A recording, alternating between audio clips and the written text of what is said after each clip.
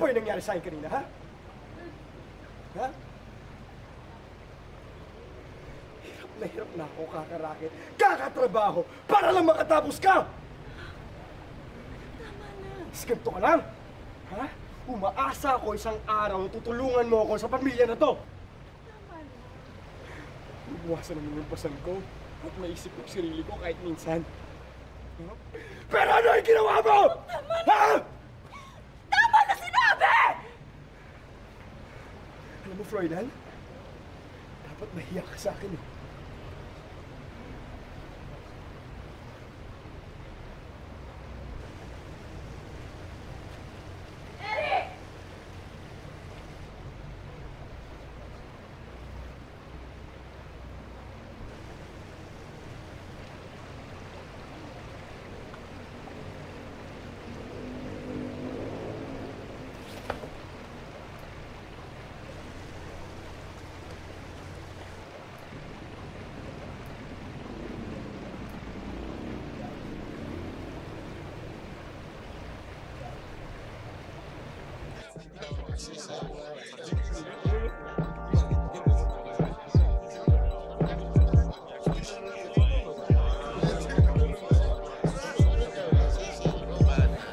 This fucking jumped away. You were good. Ito na yung dalawa, oh.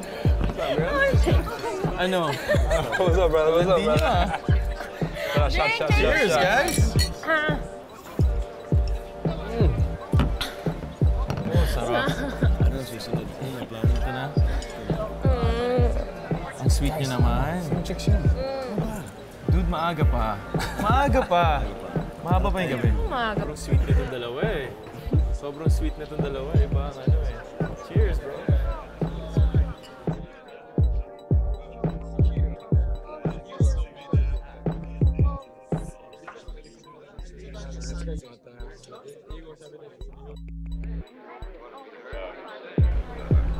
Bro, si Miguel. Bro. Yan pala yung pinuputok ng loob mo! Bro. Ano ba talaga problema mo, ha? Mabara-bara ka dito, gagawa ka pa ng eksena? Bro, pigilan mo si Miguel. Tama na.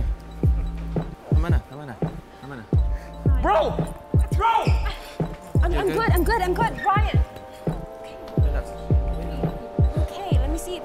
Bro, I need to talk to him. Relax, tama na muna, huwag mo na bulin. Saktan ka ba?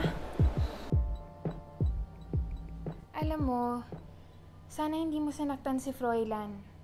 Tama lang yun sa kanya. Alam ba, sinain niya lahat ng hirap ko para makatapos siya? Malay mo naman, ituloy niya pa rin pag-aaral niya. Buntis na yung syota niya. Paano pa siya mag-aaral? Nagagalit ka yata dahil naunahan kang makabuntis ng kapatid mo.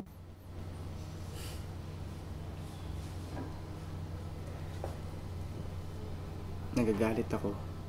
Dahil pati anniversary natin nakalimutan ko kakatrabaho para sa kanila.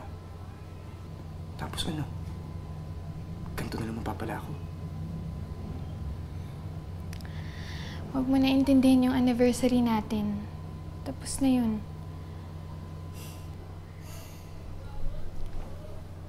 Babawi ako pangako. Eric, unahin mo muna yung mga problema mo. Hindi mo naman kailangan bumawi.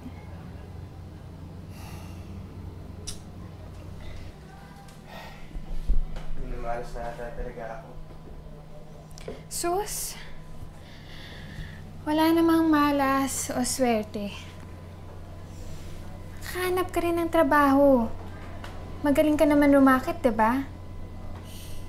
Alam mo yung naalala ko? Baka babayaran ko ng ano to.